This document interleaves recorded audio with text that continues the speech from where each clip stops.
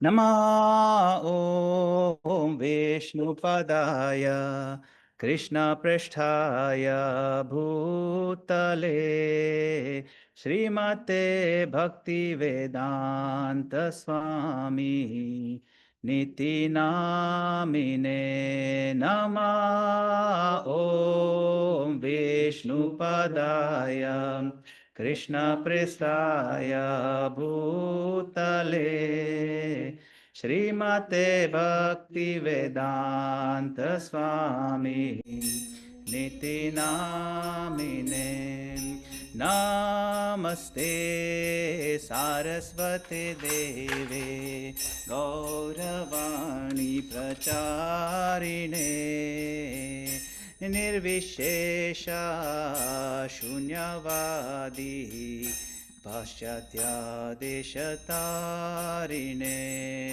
Namaste Saraswati Devi Gauravani Pracharine Nirvishesha Shunyavadi Paschatya Deshatarine Jaya Shri Krishna Caitanya Prabhu Nityananda Shri Advaita Gadadhar Shivashadi Gaur Bhakta Vrinda Jaya Shri Krishna Caitanya Prabhu Nityananda Shri Advaita Gadadhar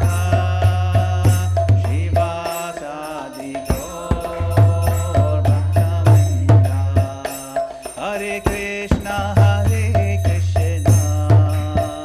Krishna Krishna Hare Hare Hare Rama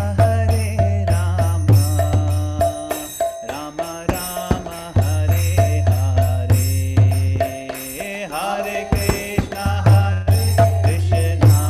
closer Krishna Krishna Hare Hare Hare Rama Rama Rama Hare Hare Hare Krishna Krishna Krishna Hare Hare Hare Rama Rama Rama Hare Hare Hare Krishna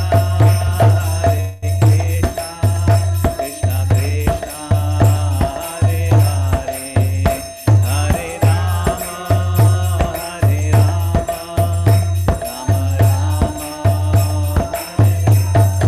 Jaya Gaurangnitai Jaya Gaurangnitai Jaya Gaurangnitai Jaya Gaurangnitai Jaya Gaurangnitai Jaya Gaurangnitai Jaya Gaurangnitai Jaya Gaurangnitai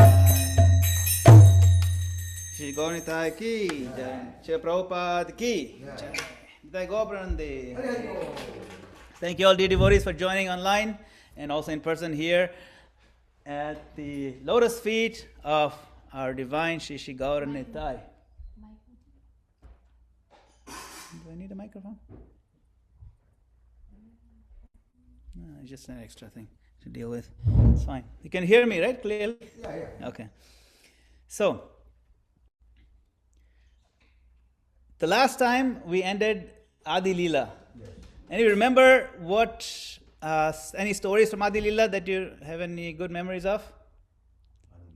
Any story from Adi Lila?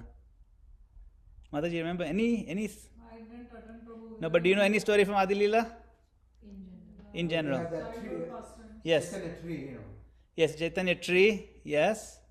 Branches. Any stories in particular? Oh my God, let's see. Thief took you. The thieves took Chaitanya, little baby Chaitanya, right? Brought him back. That's right.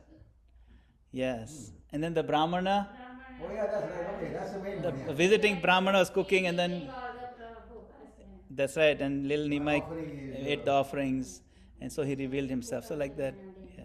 Also, Keshav Kashmiri. Yeah, right. That's right. Digvijay Keshav Kashmiri. So nice stories in Adi Lila. What is happening at the end of Adi Lila, the end of the last one? We'll get into that, okay? Oh. So, Hare Krishna. In Adi Lila, how many books are there? Adi, Madhya, and Antya. Antya, right? In Adi Lila, we witnessed the rising moon, rising golden moon. Chaitanya Mahaprabhu's childhood pastimes, his youthful pastimes, and his kirtans in Navadvip, Oh, yeah. and revelation of himself as Yuga Avatar, the Yuga Avatar. We saw the formation of his intimate circle, Nityananda Prabhu, Advaita Acharya, Gadadhar Pandit, Srivas Pandit, and we felt the first surges of the Sankirtan movement as it started overflowing through Bengal. But the Adi Leela closes on a cliffhanger. Mahaprabhu is only 24 years old at the end of Adi Leela. Only 24. And he's about to do something unthinkable. The devotees are intoxicated with his presence. They love him so much in Navadvip. And yet, what does he do? He decides to cut the bonds of family life and take sannyas. Why? Because his mission has to spread beyond Navadvip's limitations, beyond Navadvip's courtyards, to all of Bharat and to all of the world. So now as we enter Madhya Leela, Krishnadas Kaviraj first gives us the first two chapters of Madhya Leela, the overviews, the summaries of the Lord's later pastimes. They're like a table of contents, a sweeping preview. So for the flow of our meditation, we'll step straight into chapter 3 of Madhya Leela. Because chapter 1 gives you a summary of everything that's going to happen in Madhya Leela, and chapter 2 gives you a summary of everything that's going to happen in Antya Leela. You see? So we'll go straight to chapter 3, where the story picks up from where we left off in Adi Leela. But what do we do to invoke his mercy? We sing.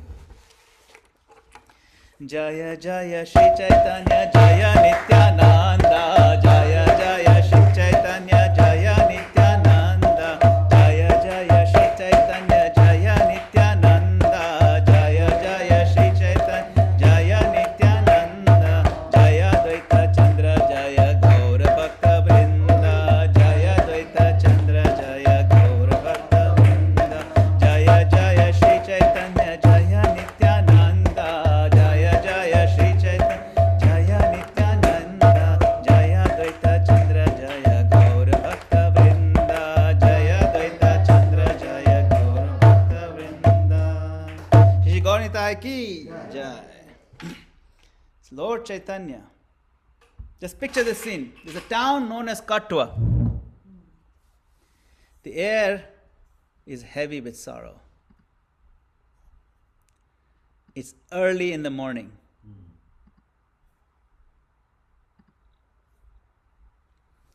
Hundreds of devotees have gathered, villagers and everybody.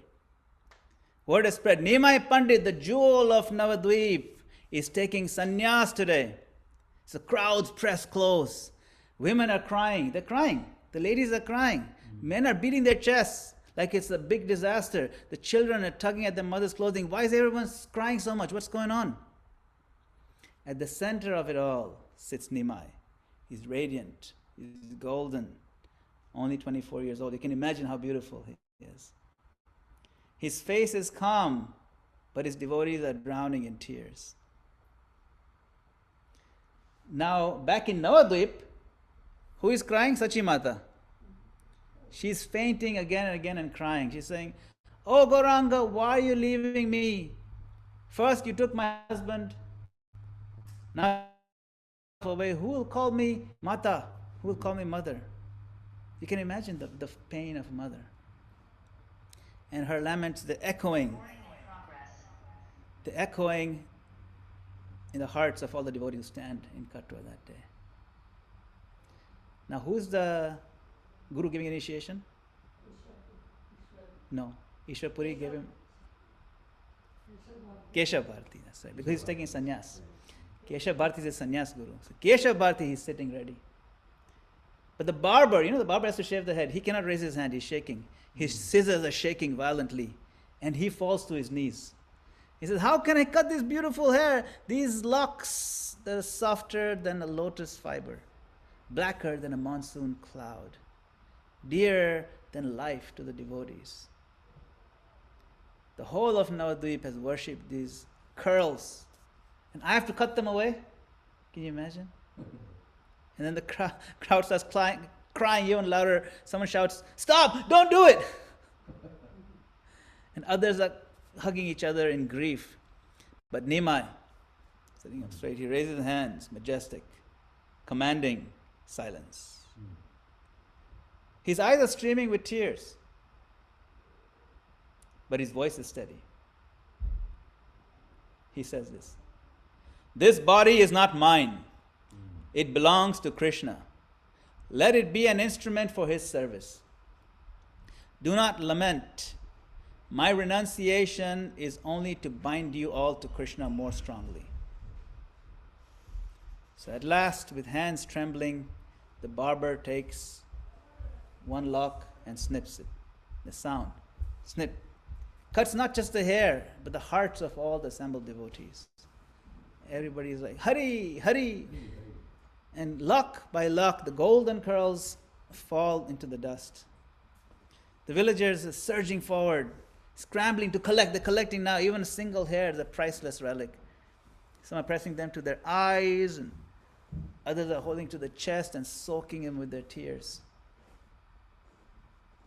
Mahaprabhu kneels before Keshav Bharati, and that mantra of sannyas is whispered into his ear, and Nimai repeats it. His voice is trembling, but is resolute. The sannyas is now complete. He stands up, he rises. He is no longer Nimai Pandit of Navadvip. He is now Krishna Caitanya, the wandering renunciate, the golden lord of love. And so in Katwa, the darling of Navadvip became the property of the world. The devotees lost their jewel, but humanity gained its savior. The tears that day watered the tree of devotion. That tree has now spread all across the globe due to the mercy of Chaitanya Mahaprabhu and the special mercy of His Divine Grace, A.C. Bhaktivedanta Swami Srila Prabhupada. Srila Prabhupada ki jai. This is where Madhya Lila begins. Not with joy, but with sacrifice. Mahaprabhu gives up everything to fulfill his mission of spreading love of Godhead.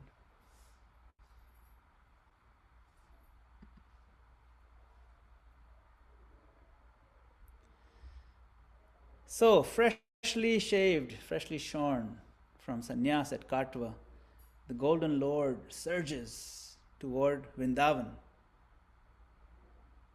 He's shouting, Vrindavan! Vrindavan, where is Vrindavan? He's crying, now he's looking for Vrindavan. He's wandering 3 days in this area known as Radhadesh. He doesn't know if it's day, he doesn't know if it's night, completely oblivious. Now Nityananda Prabhu, the affectionate trickster, he's a trickster. He quietly redirects Mahaprabhu. He says, he shows him the Ganga at Shantipur. And he's saying, this is Yamuna. And he quietly coaches all the cowherd boys to say, this is Yamuna. And the Lord bathes and prays to Yamuna. It's quote unquote Yamuna. And right then, after he's taken a bath, Advaita Acharya arrives by boat with a fresh cloth.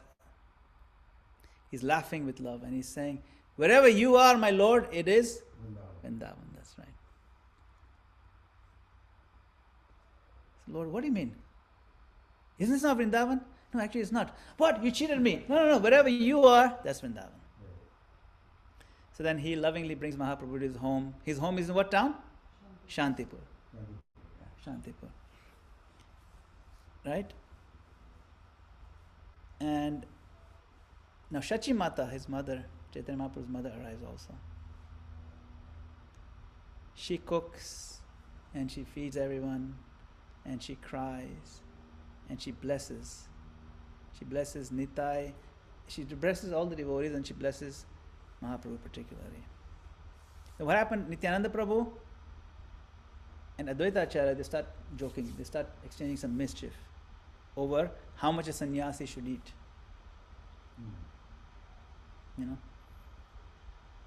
Mahaprabhu says, no, I should eat just a little bit. And then Advaita says, no, you haven't eaten for 3 days. You must eat so much. And Nityananda Prabhu comes in and says, no, I'm also hungry. I need to eat a lot. No, you are sannyasi. You should not eat so. They have a whole fun. It's a very fun episode. And Haridas Thakur is also here. He is standing at the doorway, very humble.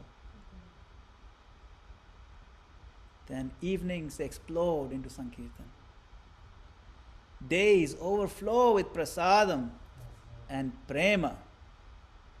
Finally, Shachi Mata, there's a tension in her heart, and she resolves this impossible tension.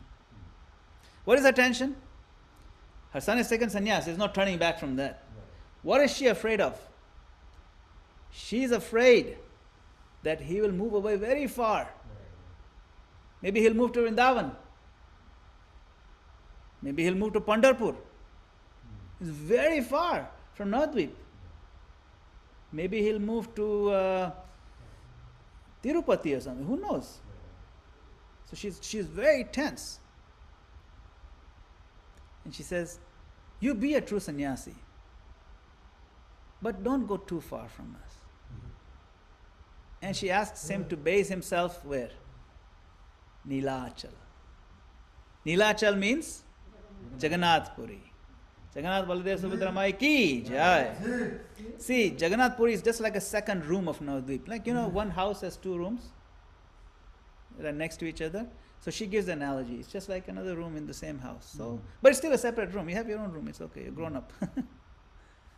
So Mahaprabhu agrees and embraces everyone. And she's so happy. And then he sets out to go to Puri. Now before he sets out, he asks his mother, you must do one thing. He didn't ask his mother for many things. Anybody know what he asked his mother? One thing I beg of you, he said. That's right. He asked, on Ekadashi, you please fast from grains. One thing I asked you only. So you can imagine how important it is to fast from grains on Ekadashi. If Mahaprabhu could ask so many things, but one thing he said, my mother, you please fast from grains and beans on Ekadashi. It's a message for all of us.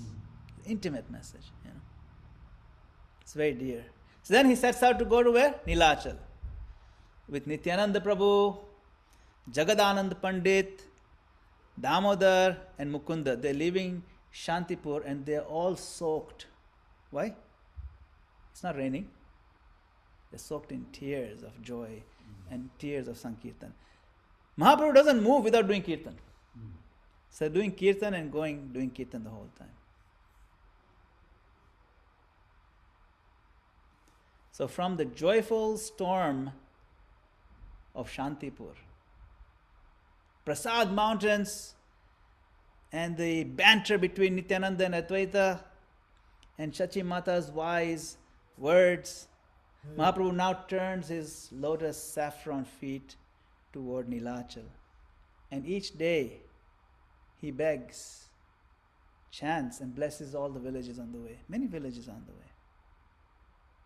The road, the devotees start joining him, the road becomes a river of Hari, Hari, Hari, Hari. That's right.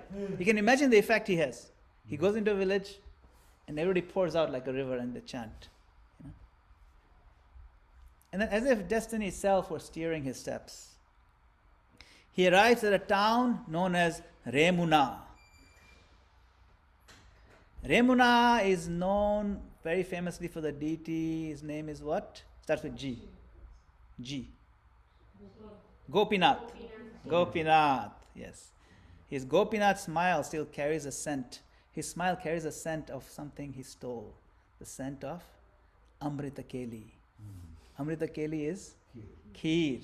Oh, the condensed milk. Ah. Tonight, the Lord whispers to his companions, I shall tell you the story my Guru Maharaj, Ishwar Puri, told me. Who is Lord Chaitanya's Guru Maharaj? Ishwar Puri. And who is Ishwara Puri's Guru Maharaj? Madhavendra Puri.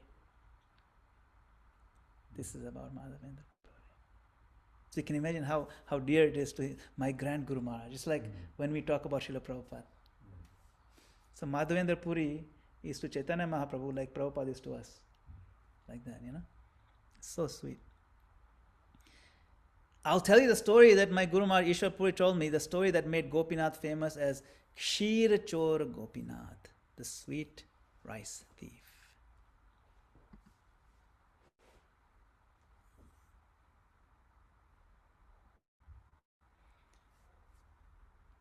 So he starts, once upon a time. This is Mahaprabhu narrating. You can see, that's Mahaprabhu, that's Madhavendra Puri, that's Gopinath, okay? And that's what that Ksheer looks like. That's a photograph of that same Ksheer from Remuna. This is a picture taken in Remuna, okay? It's classic, beautiful. So Madhavendra Puri had wandered in Vraja, absorbed in love. And then a cowherd boy, he didn't know who it is, suddenly brought him some milk. Of course, Madhavendra Puri had not eaten anything, and the cowherd boy said, this sannyasi, he should have some milk. So that night in a dream, that same boy revealed himself as Gopal. He said, I'm hiding in a bush since the invasion. You know, there's invasions, there's different invaders, people trying to steal the deities and whatnot. I'm hiding in a bush. And he says, he begged that, bring the villagers, rescue me, build my temple. So they cleared the thorns, lifted the heavy deity to Govardhan's crest and celebrated this grand Annakut. And then cooking mountains of offerings. So you can imagine the Gopal has revealed himself. And the deity accepted all. Yet the prasada remains full and the worship continued for years.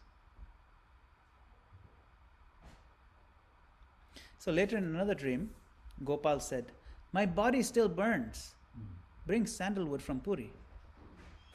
So Madhavendra set off, begging nothing for himself, only walking for the Lord's service. On the way, he stopped in Remuna, where he heard that Gopinath was offered. This is a different deity now, Gopinath. That was Gopal. Gopinath was offered 12 pots of nectar like sweet rice called Amrita Keli.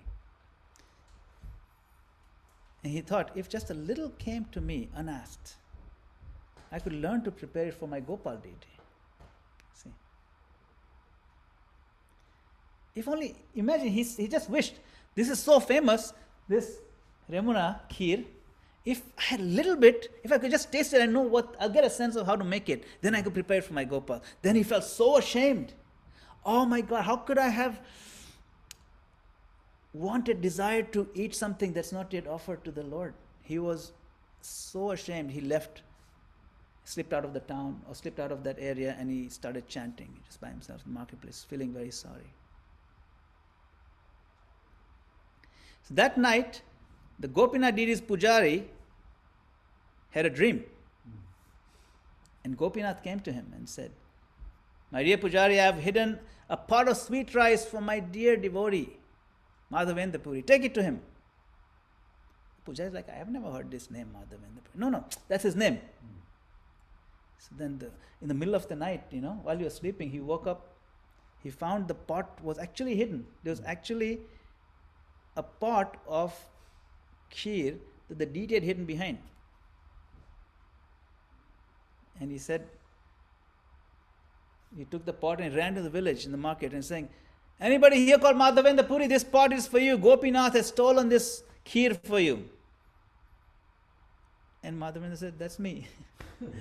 Oh, good, good. I'm so happy I found you. And overwhelmed, then Madhavendra Puri ate a little, and he ate whatever was left, distributed some, and then he broke the clay pot also, clay pot, into very tiny, tiny pieces and carried them in his cloth. And every day he would eat one piece and he would be swept in ecstasy that this Gopinath stole for me.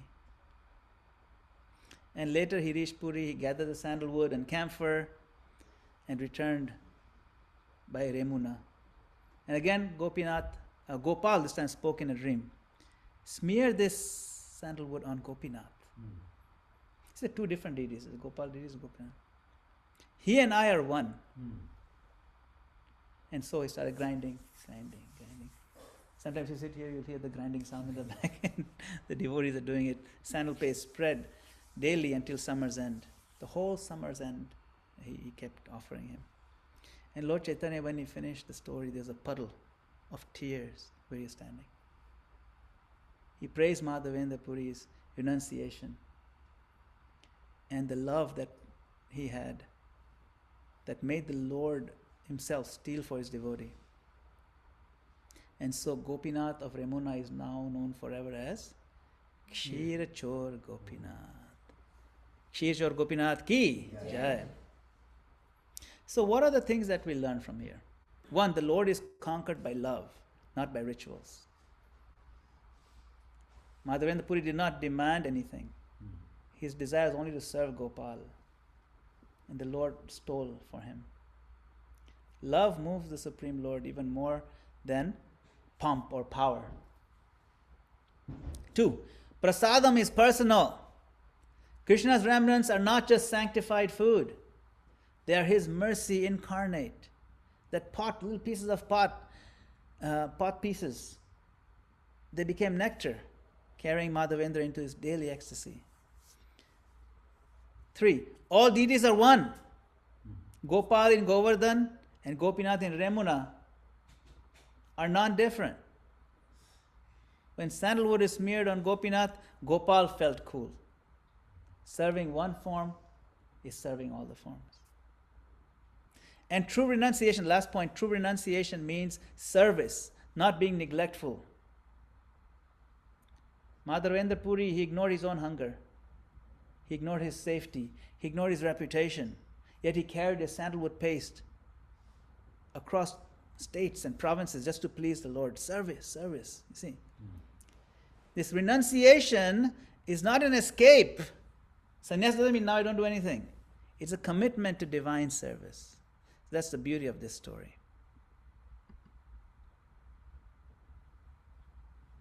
After leaving Remuna, then they continued and the devotees went on to a town known as Cuttack. Cuttack is in what state?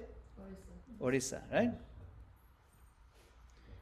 And Mahaprabhu standing before this deity known as Sakshi Gopal.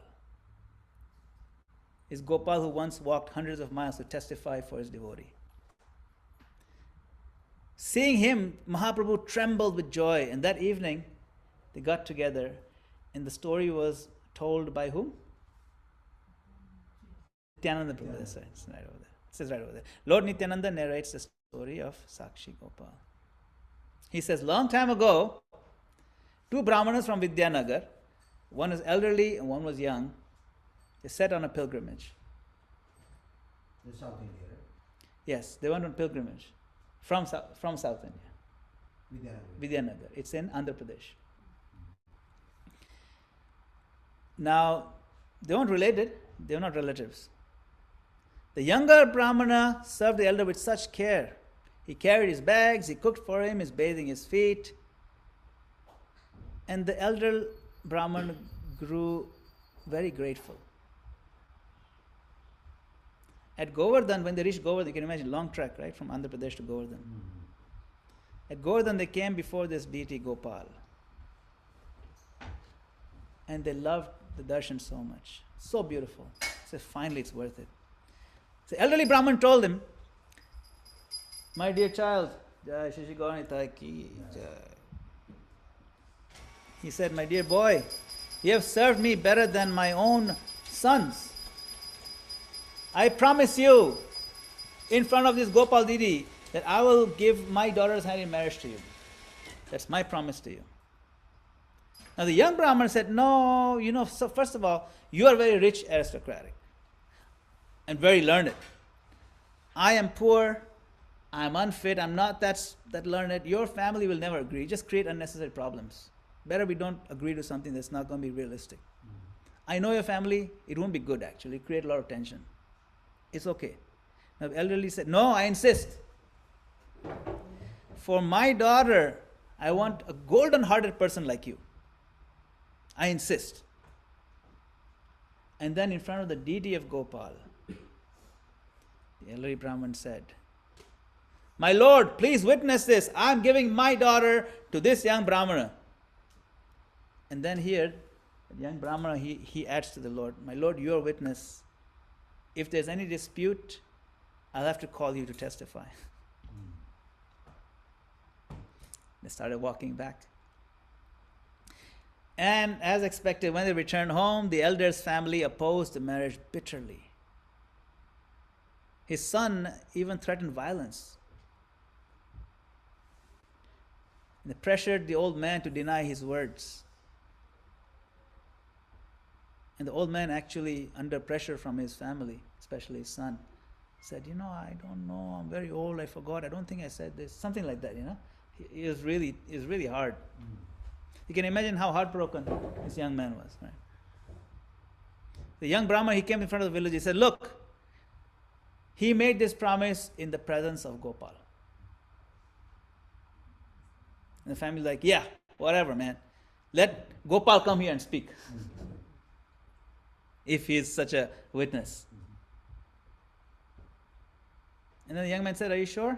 Yeah, if he comes, 100%. Because then big heavy deity, you can barely move, it's hard to move that big heavy deity. Even a few inches, what to speak of so many miles. So then the young Brahmana, he packed his bag and started walking back to Vrindavan. And he prayed, my Lord, he reached there, he said, my Lord, you are the protector of truth. Please come and bear witness. And wonder of wonders, Gopal Didi smiled. He said, are you sure you want me to come? Yes, first of all, you're talking? Yes, of course I can talk. So, well, okay, then come.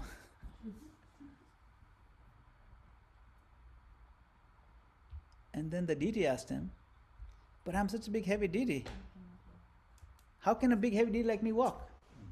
And then the boy said, well, if a deity can talk, deity can walk. Let's go. Good point. Okay. Very well. I shall follow behind you. But one condition. You don't turn back. You don't look behind to take my darshan. That's not allowed. You just keep going. You will know I am there by the sound of my ankle bells. Okay? And every day you must cook for me one meal because I get hungry. Walking makes me hungry. So you cook rice for me every day. That's good enough for me. Just cook it, leave it there, I'll eat it. So yeah. So he did that. He started walking every single day. He would stop for the rice cooking. He would cook and offer. Step by step, the boy walked south. And behind him, he could hear the gentle tinkle of Gopal's bells. The Lord ate and they would rest, but he would not take darshan because that was the deal. Now at last, very close to the village, there's a lot of sand, and because of sand, the tinkling of the ankle bell became muffled. And so this young man said, oh my God, my Lord has come almost to the village and now he stopped. What's going on? He hadn't stopped. He just stopped hearing. So he doubted. And he looked back, and there the deity was standing.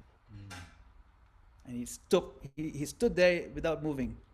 And he smiled and he said, okay, I'm going to remain here now. So he stood there, and all the villagers, they ran out, and they gathered, they're astonished. And the old Brahmana also fell flat before the deity. In the assembly, Gopal himself bore witness.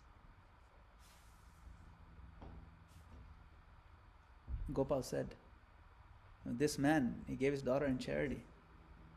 And that promise must be kept. And so they had a nice wedding ceremony, and the deity became known as Sakshi Gopal, the witness Gopal.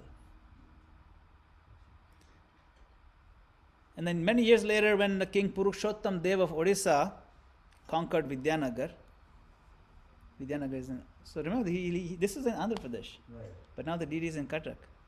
So when that king conquered Orissa, the king of Orissa conquered Vidyanagar, he begged, my lord, please come to my kingdom. And Gopal agreed, he agreed. And since then he's been worshipped in Cuttack, radiant as ever. Even today he wears a pearl on his nose that Queen Purushottama dreamed of offering him. And so that's all there in the story. So hearing this story from Nityananda Prabhu, Lord Chaitanya wept, seeing himself and Gopal as none different. The two golden forms, both grave and effulgent, lotus-eyed, clothed in saffron. That night the devotees, they chant. You can imagine after hearing the story with Mahaprabhu and Nityananda Prabhu, what that kirtan must have been like. And the fragrance in the air of saffron and camphor, and intoxicating. And hearts are bursting forth with joy. Hare Krishna, Krishna Krishna, Hare Hare, Hare Rama, Rama Rama, Hare Hare. What a take-home story from this story. The Lord is not stone. Don't take the deity for granted. He walks, he talks, he testifies, and love calls.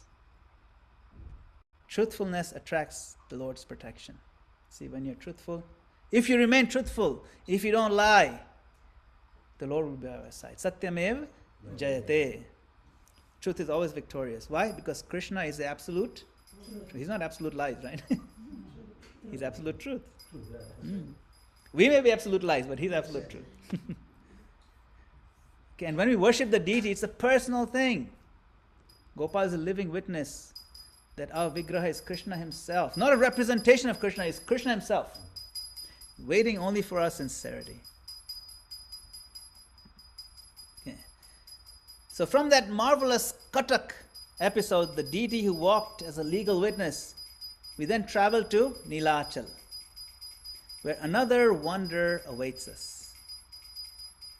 Logic itself will learn to bow. Sakshi Gopal's ankle bells, they prove that the Lord will walk for truth. Now in Jagannath Puri, the Lord will think for us, melting the hardest scholar with the warmth of bhakti. Who is that great scholar?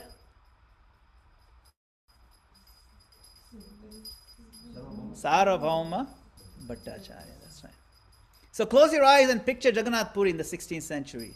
The temple spires rise high above the town. Conches are blowing. Hundreds of thousands of pilgrims are thronging the streets. In their midst walks this golden figure, tall, radiant, tears streaming constantly. His arms lifted in ecstasy. He is Krishna himself, yet he is not Krishna. He is Radha and Krishna combined. Sri Chaitanya Mahaprabhu. The road narrows, the conch shells sound, and the temple doors open. What happens? Chaitanya Mahaprabhu, he catches one glimpse of Lord Jagannath. It's too much for him to bear. He crumples to the floor like a golden tree felled by love. And you can imagine, he was very tall. He's more than 7 feet tall. Chaitanya Mahaprabhu, yes. And his golden, beautiful arms. And then he sees darshan opening, and he can't take the beauty of Lord Jagannath, the big, beautiful eyes, and he falls, faints completely. The stir of alarm. Oh my God, the guards rush in. But a tall Brahmana walks in with the grave eyes, and he says, stop. This is Sarvabhaum Bhattacharya. He is the empire's foremost Vedantic scholar. He is the guardian of the sannyasis, the chief of the sannyasis. He kneels down. He studies that still body. He takes a small wisp of cotton and puts it by the nostrils to see if it's still alive. And it moves ever so slightly, it moves. In this lion of logic, he blinks. He realizes these are not ordinary fainting spells. This is Sudipta Sattvika. This is the highest storm of spiritual emotions that are appearing in this young sannyasi. He recognizes it because he studied it. So with the help of his students, he lifts the Lord and carries him home, laying him in a sanctified room. And the word starts spreading in Puri. Nityananda Prabhu and associates, they reach the temple. They take darshan of Jagannath. They all get a garland and they hurry to Sarabham's house. When the devotees chant loudly outside, then the beautiful golden Lord, he stirs. He says, Hari, Hari. He sits up, his eyes are wet. Sarabham is relieved. And he arranges a big feast of Mahaprasad for everyone. Now this Bhattacharya, Sarabham Bhattacharya, he is courteous. He is paternal, he's like a father. He is protective. He says, Tarun Sannyasi. You seen that scene in the movie? Young sannyasi. You should be fixed in renunciation. You should understand the sound philosophy of Vedanta. You're a sannyasi. Be a sannyasi. Come. Hear Vedanta from me. So for how many days he speaks? 7 days. 7 days, his greatest teacher pours out the commentary of Shankaracharya like a monsoon. For 7 days the Lord listens silent, not saying anything. No nods, no objections, just attentive and calm. He doesn't agree by nodding. He just calm listens. On the 8th day, Sarabham leans forward and says, Do you understand, young man? The Lord smiles gently, says, I understand the Vedanta perfectly. But I cannot understand your explanations. So the room becomes still. And then very kindly, just like a son might explain kindly to his father. It's delicate. Because son to explain to the father means it's the opposite direction, right? But still is delicate. He explains the aphorisms that, look, they carry their own direct meaning. These imported interpretations, they cloud the sun. These interpretations of Shankaracharya, it's like clouds in front of the sun. It actually blocks the meaning. Wherever the Upanishads are proclaiming the absolute truth is a person, these commentaries block that. It says it's not a person. Conch shell and cow dung are pure. That's what the Vedas say. Even though they don't look pure, like a bone and stool. But we don't edit the Veda to fit our logic. We let the Veda educate our logic. So we don't make up stuff. Basically he's saying, don't make up stuff. Take it as it is. Like Prabhupada gave us Bhagavad Gita as it is. So patiently the Lord unfolds this tapestry. Absolute truth is a person. You have internal, marginal energy, external energy. Ladini Shakti, Sandhini, Samvit, divine bliss, eternity, knowledge, Satchidananda Vigraha, everything. The one reality is non-dual with energies. Therefore, he can simultaneously be one and different from his expansions. This is known as Achintya Bheda Abhed. The sun is one, yet it spreads heat and light everywhere without reducing the sun. See? So to call the Lord merely formless is to rob the Vedas of its climax. The Vedas build up to the climax. Now see the Supreme Lord as a person. But you block that whole part out with your commentary.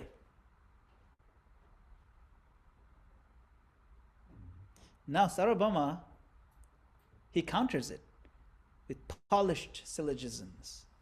And then the Lord answers with scripture that really breathes. They have a debate. The debate is earnest, but it's affectionate. There's no malice. There's no tension. And finally the scholar yields. A thoughtful silence. Actually what you say is correct. He has been met, not beaten. He has been illumined, not humiliated. You see, it's different. Then the Bhattacharya tests a different thing. He recites the famed Atmaram verse. Atmaramascha Munayo. And he explains it 9 different ways. It's such a nice thing. 9 different ways to explain this magnificent verse. And even Brihaspati would be like, wow, amazing. The Lord appreciates, yes, very good. And then the Lord opens up 18 more meanings. And with each word, Atmaram, Nigrantha, Api Urukrame, he weaves the grammar into rasa and shows how sages are satisfied in the self, yet they're drawn by Krishna so many different ways. And then he gives 64 different meanings. Sarabham's eyes become wide like this, and something breaks quietly, sweetly inside this pride. His whole tower of pride in his heart broken. Then he realized this Caitanya is Krishna. Only Krishna could have done this. And that admission is not a line of logic. It is a tear. It's a tear. So mercy, having softened the heart of Sarvabhauma, now chooses to reveal himself. And in front of this astonished scholar, his golden sannyasi blossoms a second set of arms. And he shows Sri Vishnu four-armed, and he falls in front of Sarvabhauma Bhattacharya. And then darkens again. The room becomes light and then dark again. And now he's seeing black Shyama Sundar with the flute at his lips. You can imagine Sarvabhauma's ecstasy of seeing that darshan. Big Mahavishnu and then Shyama Sundar. And then he falls flat. He rises into poetry. 100 verses he composes, Sarvabhauma Bhattacharya. Vairagya Vidya, Nija Bhakti Yoga, Shiksharthameka, Purusha Purana. Shri Krishna Chaitanya, Shariradhari, Kripambudijyas, Tamaham Prapadye. So this is how Sarvabhauma Bhattacharya was defeated. See? And he receives the prasadam of the Lord with both hands and he honors it immediately.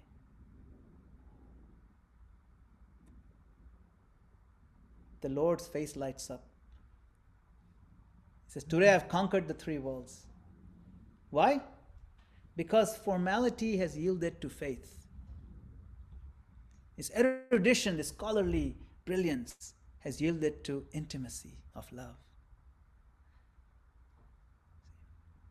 So days they start flowing into Kirtan. Sarvabhauma Bhattacharya becomes a Kirtan Premi, and they're also studying. They study what?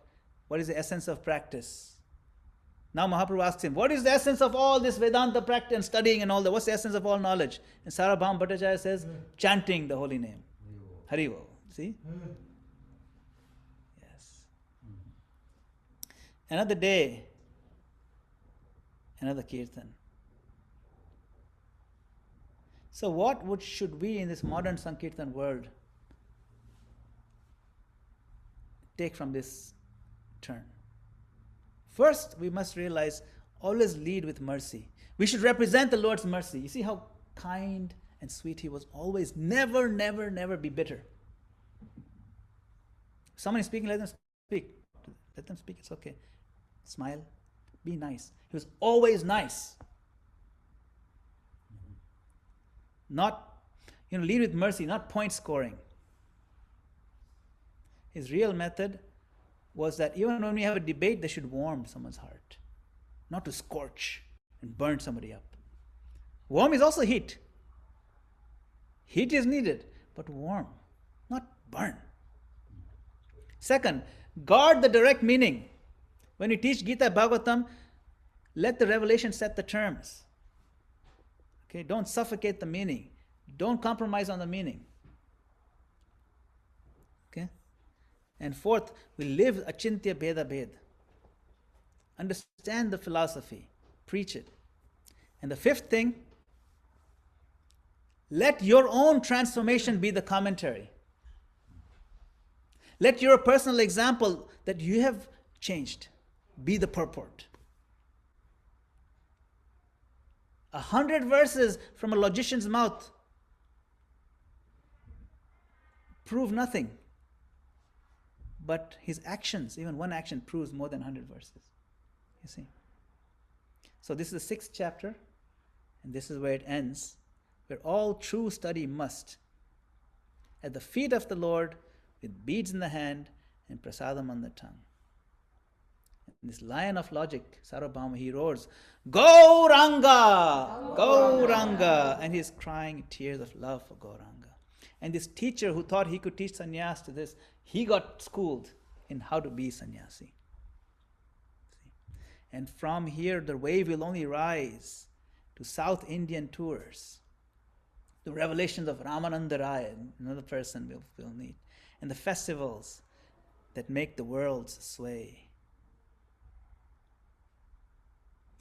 This is the Lord shining as if to say that this love is now being obeyed. Now we move on to the next chapter. Why? Oh no. Okay. They're working good.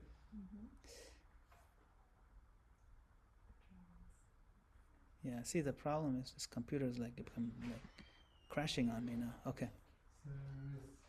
Okay. So after transforming Sarvabhauma Bhattacharya from the greatest Vedantist to a humble devotee, Lord Chaitanya is ready for his next mission. His heart moved southwards. And he announced to his devotees, I must go South India to search for my brother Vishwarup. In truth, in his heart, he knew that Vishwarup had already left the world. Vishwarup had left the world. But he said, I have to find my brother. But the Lord's purpose was to spread Krishna consciousness all over the land. Okay. The devotees were shocked. South India? It's so far away. How could you travel alone? And Nityananda Prabhu especially was objecting. He was like, what if you faint in ecstasy, my Lord? Who will protect you? You'll be alone. After some back and forth, the Lord agreed. Lord said, I don't want anybody with me. I want to move fast, you see. If you want to go far, you go with the crowd. If you want to go fast, you go alone. You see. He says, I'm going fast. Finally, he agreed. He'll take one simple Brahmana. His name is Krishnadas. Krishnadas. To carry his water pot and his cloth. So before leaving, Mahaprabhu visited Sarvabhauma Bhattacharya's house. And that Bhattacharya, he's clinging to his feet. Please don't go. So then he stayed for a couple more days. You can imagine. Took more prasadam. He gave him 4 sets of clothes, some prasadam, and one final request. He said, my Lord, when you go there in the bank of Godavari, please meet Ramananda Raya. He's an amazing devotee. He's deeply learned in this mellows of devotional service. And the Lord said, yes, I promise I'll meet him. So as the Lord traveled south, his preaching was simple. In every village he stayed, he begged the people. What do you say? Chant. Chant Krishna's name. Speak of him. Share this message with others. Bolo Krishna, Bhajo Krishna, Koro Krishna, Shiksha. Simple. He would embrace one person, empower him, and send him home. That person, in turn, he would transform his whole village. See how that works? In this way, the movement spread like wildfire everywhere he went. The Acharyas say that Mahaprabhu didn't get this kind of success in Navadvip. But when he traveled, he got a lot of success. And they gave the commentary that the prophet is not recognized in his own home. Even Mahaprabhu himself, he was the incarnation of the Lord. In his own house, his greatness was not recognized. But when he traveled, everybody, somehow it's like a thing. So that's one of the reasons why he traveled. See? So at Kurma Kshetra, a pious Brahmana named Kurma welcomed him. He washed his feet. Overwhelmed, Kurma begged, my Lord, please let me leave everything and I'll travel with you. And Mahaprabhu said, no, do not abandon your family. You see, he could have said, yeah, take sannyas, family is a life, it's just Maya. No, he said, no. Stay where you are. It's very famous. Chant the holy name and instruct everyone in Krishna's teachings. He says, become a guru in your own home, in your own village. And by doing this, you will never leave my association. This is a very famous verse. Jare dekho tare kaho Krishna upadesha amar agyai guru haya tara e desha. This is one of the most quoted verses by Prabhupada. You know, they made a list of statistics. The most quoted, this is one of the top 3.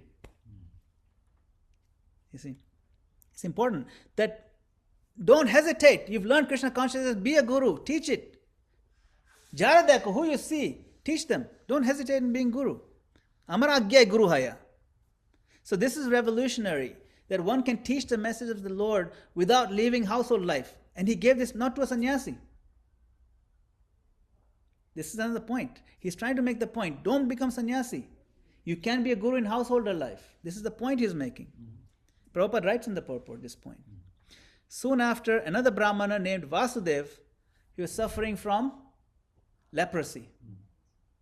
Leprosy is very heavy. It deforms the face, and he heard of the Lord's visit. And he hurried to see, but it was too late. He arrived too late. The Lord had already gone. He was heartbroken. He collapsed in despair. Mahaprabhu felt him. You can see. He returned for Vasudev and he embraced Vasudev. And Vasudev was like, no, let me embrace you. And when he touched Vasudev, his disease vanished. His body became beautiful and healthy. But that Vasudev, humble in heart, he feared he'll grow proud of his new beauty. Can you imagine? He was afraid he'll be proud. How sweet. And the Lord gave him a solution. Yes, you should be afraid of becoming too proud. You should. But there's a solution. Always chant Krishna's holy name and speak about Krishna to others all the time. Find every opportunity to preach. Become guru. Preach. This will keep you safe. If you're constantly, sincerely trying to give Krishna to others, pride will not enter your heart. Don't waste any time doing anything else. And from that point on, the Lord got a new name. Everyone called the Lord Vasudevamrita Prada, the one who gave nectar to Vasudev, Brahmana. You see? So beautiful. Thus began Mahaprabhu's great South Indian tour. Village after village was transformed. Ordinary homes became centers of chanting, kirtan. People became spiritual leaders. Immediately they would become leaders because they're empowered by the Lord. And behind him, he left his transformed Jagannath Puri. And ahead of him waited this wonderful devotee by the name of Ramananda Rai.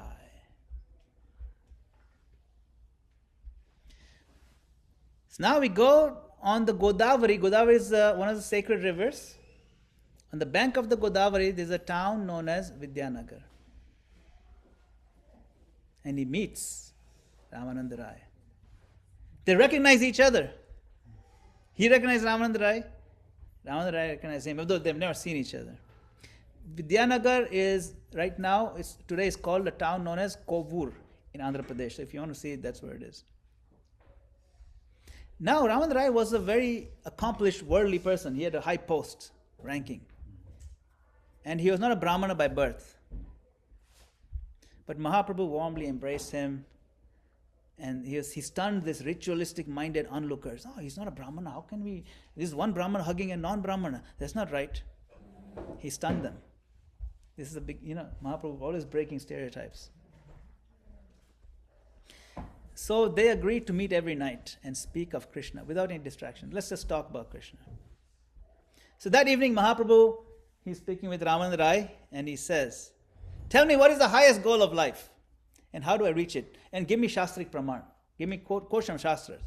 And Ramananda Rai, he begins, he says, we need to follow Varnashram Dharma. Duties and worship within social orders. Mahaprabhu says, no, that's external. Go deeper. I want to know deeper. And then he advances a little more. He says, dedicate all work to Krishna. Karmarpanam. All to Krishna. And give up duty for Krishna. Then the realization of Brahman will lead to devotion.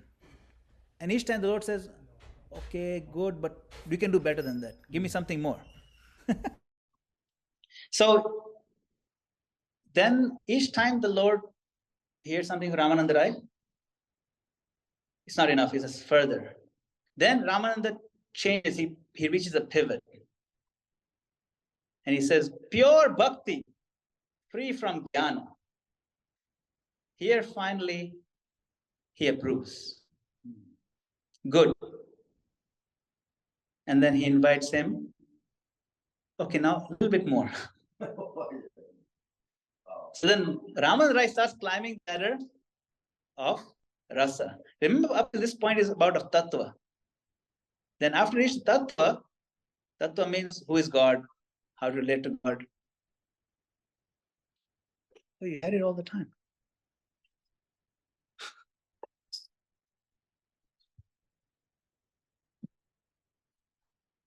And so on. Okay, anyways, okay. See if it works.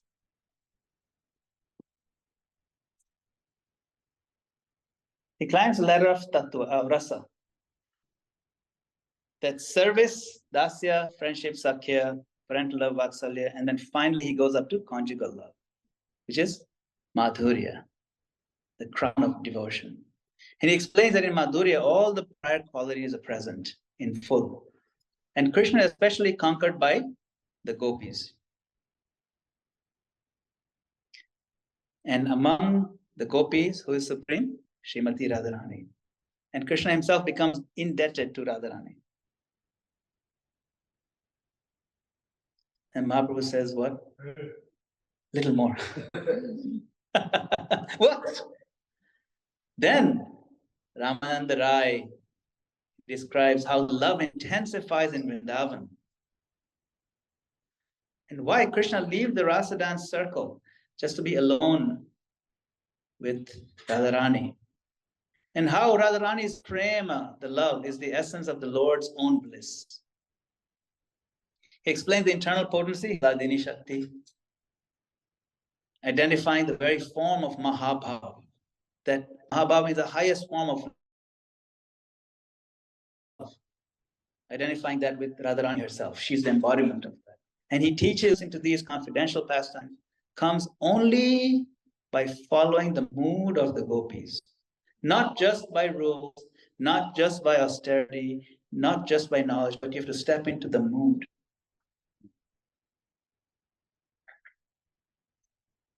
And then Mahaprabhu was pleased. Night after night, the two would meet. Mahaprabhu would ask rapid fire, which is best? Which is greatest? Which is the greatest education? Which is the greatest wealth? Which is the greatest song? Which is the greatest meditation? Which is the greatest place to live? Which is the greatest sorrow? And Ramananda Rai, he answers each one of them from the lens of exclusive bhakti, exclusive devotion to Krishna. Because the worst pain, the greatest pain, is separation from a devotee. For example. So this entire dialogue is recorded by Swarup Damodar, who's lecturer. So all the details you can read in Caitanya Caritamrita. So now, sensing the Lord's identity, Ramananda Rai confides that I'm seeing this vision, my Lord. I'm seeing Ramasundar shining through your saffron robes and a golden effulgence of Radharani coming through. And I'm seeing Radha Krishna. And then Mahaprabhu confirms, yes. Such a vision only comes from advanced love. And then privately, he reveals his true form, Radha Krishna combined, to Ramananda Rai. There's a nice painting like that. I actually had the painting, but you can see it. It's very famous. What happens? Ramananda faints. Then he wakes up again.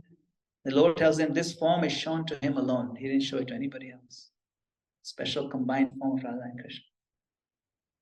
So you can see how great a devotee Ramananda Rai. So at the end of their stay, Mahaprabhu interrupts Ramananda. He says, he told him, you resign your post and come to Jagannath Puri. And then, so he sent him to Jagannath Puri, and later on they'll reunite and continue speaking about Krishna freely. Then Mahaprabhu moves on his tour.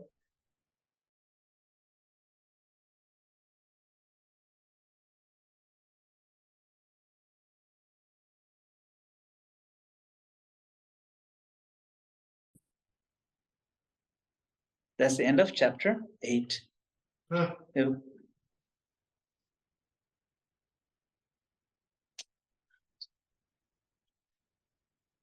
Okay, so now we move on to chapter 9.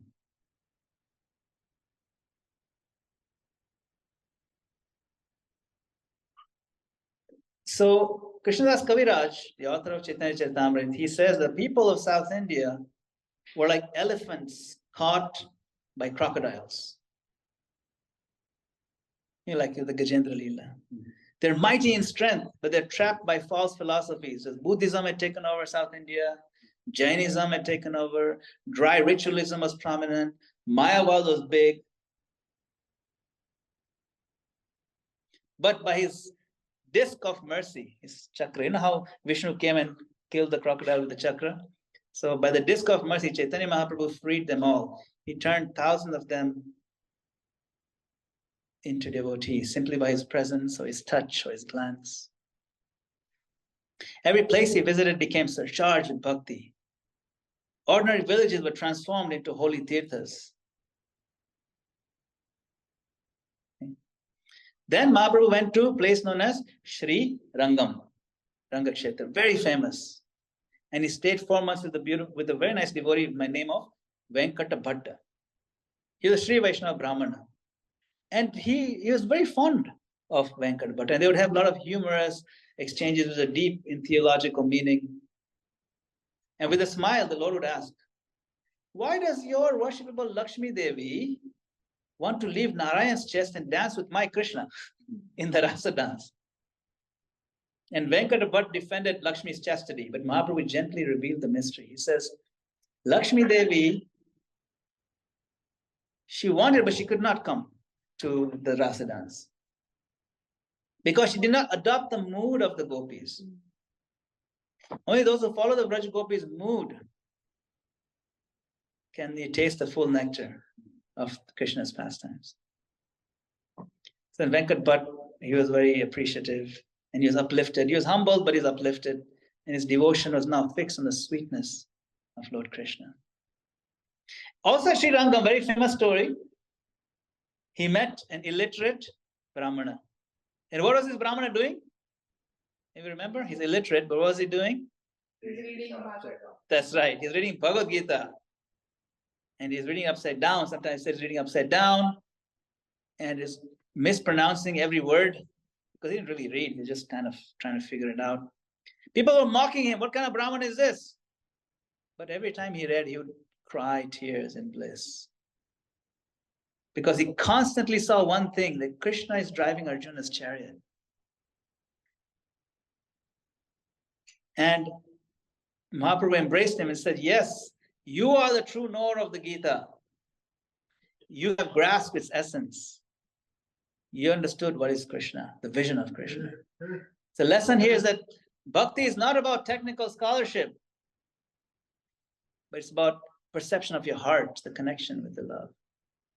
Then later on, Mahaprabhu in South India, he met a Rama Bhakta Brahmana, and he was very crushed by grief. He was very saddened. He said, why are you sad?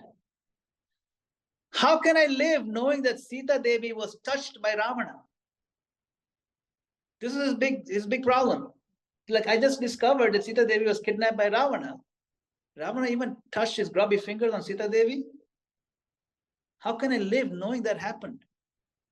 And the Lord reassured him, no, it didn't happen. What do you mean? Ravana kidnapped only a Maya Sita. The real Sita was hidden by Agnidev. And to prove this, Mahaprabhu later obtained an ancient manuscript from the Kurma Purana that confirmed this fact. And he came back and showed it. Look, it's in Kurma Purana. And the Brahmana was so relieved, he just kept crying and crying, declaring, Mahaprabhu, you are Ramchandra himself. So nice. Then Mahaprabhu moved on. In one town, the proud Buddhists, they tried to challenge him. And he smashed all their silly logic with the flawless, scriptures. Now, out of envy, these Buddhists, they offered him contaminated food disguised as prasadam. At that very moment, a giant bird swooped down, seized the plate, and dropped it on the leader's head, knocking the guy unconscious. Terrified, they begged forgiveness. Mahaprabhu told them, look, chant Krishna's holy name near that guy's ear. He was fainted. And when they did, the Guru revived. And then he himself began to chant, Hari, Hari. And the whole town chanted, Hari, Hari. And they saw the miracle. So then on the banks of the Kaveri River, there's a temple known as Adi Keshava Mandir. And Mahaprabhu discovered a very important book. He called this book is the essence of all scripture. It glorifies Lord Govinda in unparalleled poetry. Anybody know the name of this book? Yes. Brahma Samhita, that's right. Brahma Samhita, Govindam Adi Purusham, Tamaham Vajami. The one we sing every morning when the curtain opens. This is the book he discovered. When he found it, he was dancing in ecstasy. This is the book which it contains the essence of everything. See, so nice. That's why we should read it. We should know it. Yeah. So then other small encounters, well, not small, they're all good, but we just want to move a little bit faster. So at Udupi, he saw Madhvacharya's deity of Gopal. He debated with the Tattvavadis. He corrected their too much emphasis on rituals, too much emphasis on liberation, and bringing them to the higher goal. Liberation is the highest goal, but they're saying, no, liberation is everything. No. Love, pure bhakti. Bhakti is everything. Then he went to Pandharpur. Pandharpur, he met Shri Rangapuri, disciple of Madhavendra Puri. So Rangapuri would be his guru's godbrother, disciple of Madhavendra Puri. And that's in Pandharpur, that's when he heard the news that his brother Vishwarup had passed on while he was staying there as a sannyasi.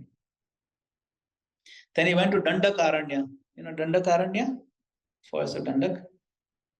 And he embraced 7 palm trees there that had been cursed once and sending them back to Vaikuntha, proving himself none other than Lord Ram. It's the ancient curse that he came to deliver them.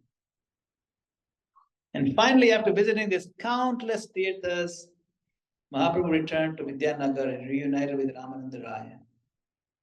Carrying with him the Brahma Samhita and Krishna Karnamrita, he discovered these. So he reunited with Ramananda Raya at Vidyanagar. So he came back. Yeah, that's right.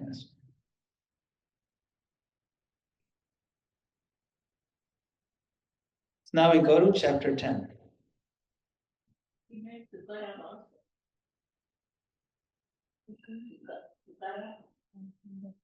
Yeah, that's right. That's right. He meant to come in Pandharpur. That's right. No, it's not. It's something else. Okay. Then let's see.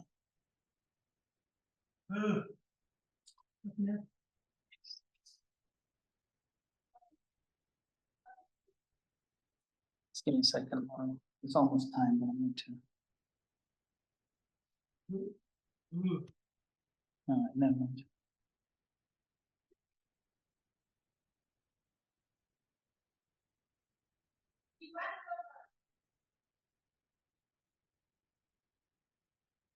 So now we go to chapter 10. We won't have much time to do chapter 10, so maybe we'll continue next time. We'll do what we can. So while Mahaprabhu was away, Sarabham Bhattacharya had many talks with the king of Puri. His name was King Prataparudra, very famous.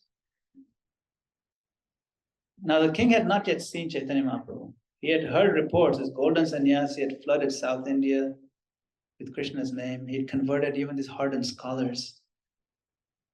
So he was very eager. The king was eager, and he asked Sarabham Bhattacharya, "Can I have a meeting with Mahaprabhu? Can I have darshan? Can I have an interview?" But Sarabham replied, "The Lord is sannyasi. He avoids royalty. He's fixed in renunciation. He's not going to talk to a king. Even in his dream, he does not grant audience to kings." Someone tell them to. But when he returns, I will try. When the Lord finally returned to Puri, the whole city came alive. Krishnadas Kaviraj compares its fields of grain suffering under drought. Suddenly you get rainfall. So when Mahaprabhu came back, the whole city was like in bliss. That time Mahaprabhu stayed in the house of a devotee known as Kashi Mishra, near Jagannath temple. Okay. And by arrangement of Sarabhauma and the king, Kashi Mishra was overwhelmed with fortune and surrendered everything. His home, his wealth, his service, everything belongs to you, my Lord. The Lord even revealed him four-armed Vishnu before embracing him. So the Lord, he did this kind of thing a lot. Different forms he showed different people. Then began a sweet season of introductions. Sarabhaum Bhattacharya brought one after another some gems of devotees. These are the top Vaishnavas of Jagannath Puri. Siki Mahiti, Murari Mahiti, Janardana, Pradyumna Mishra, and many others. They're like ornaments of Jagannath Puri. And each of them fell like a stick in front of Mahaprabhu.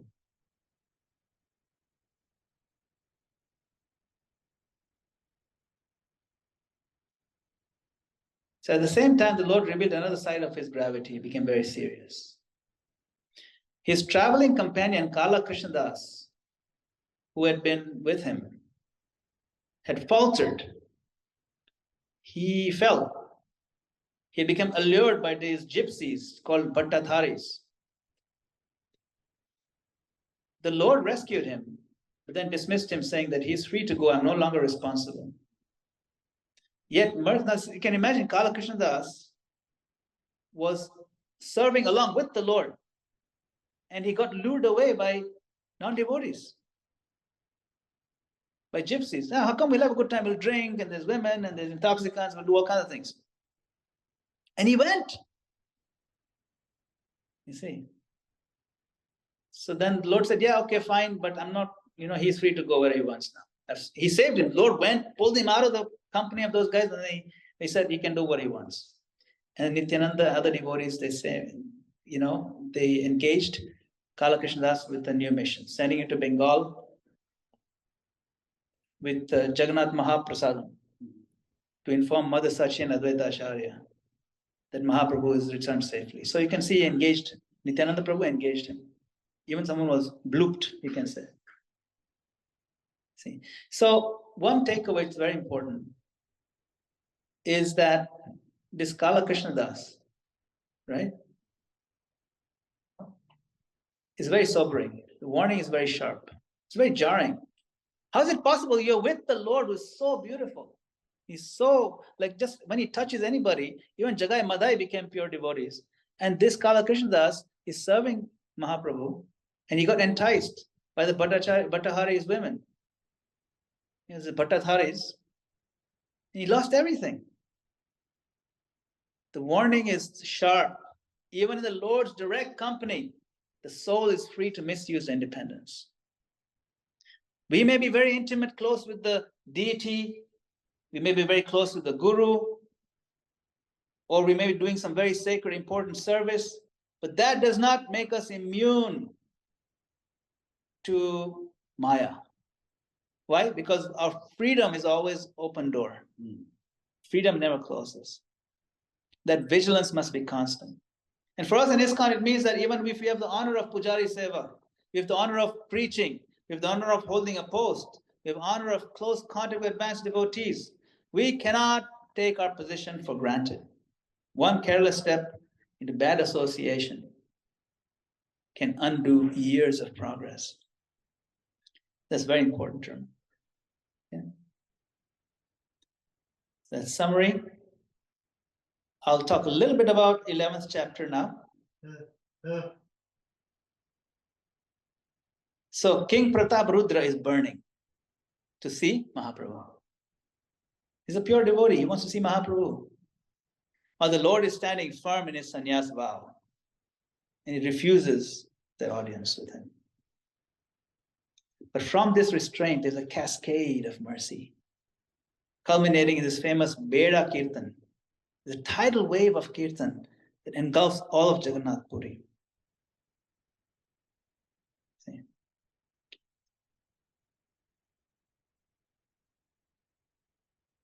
So, what's happening now in this chapter is Snan Yatra is about to take place. What is Snan Yatra? The bathing of Lord Jagannath. Right? So Snan Yatra arrived, and that fortnight, the Lord and worshipper, they parted by custom, Anvasar. Why? Because Jagannath is behind closed doors. So this ache of separation rose in Mahaprabhu like the gopis' night-long longing. Unable to bear it, he went to this temple of the Lord known as Alalanath temple, where the sand itself seemed to hold the shape of Lord's obeisances. And word came that the Bengal devotees had reached Puri, and the sea wind carried their names and Lord returned. The king, Pt.3, he climbed on the rooftop and he saw all the arrivals of these devotees coming in, and everyone is doing wonderful kirtan. Beside the king standing, Gopinath Acharya, who was sent there at Sarvabhauma's request, and Gopinath Acharya is explaining to the king who is who. Can you imagine? Imagine this is like a whole mela of celebrities, and you don't know who is who, and okay, this is that, saying that's Advaita Acharya there, and that there is Shivas, and that one who's dancing like a thunderbolt, that is Vakreshwar Pandit, and that ocean of humility, that is Haridas Thakur. So he's introducing all of them to Pt.3. And the king was just, every single name he heard, his hair was standing on end. But the king is also a student of scripture. And he noticed something is missing. He noticed that he needs to arrange something for these devotees that have come from out of town, for prasadam and for housing. And so this enlightened king, he arranged the housing and meals for everyone, the eagerness of a servant, not the sovereignty, like the pomp and sovereignty of a king. Very humbly, he made nice arrangements and served everybody. So, we will continue this chapter next time when we get together. Next week, that's right. So, please come next week. We'll try to compress more. Unfortunately, we had the technical issue here. But thank you all online who joined for joining. And it's time now for our Tulsi Aarti. So we'll definitely get started. And thank you. And Shishi Gauranitai ki Hare Krishna. Hare Bo. Haribo.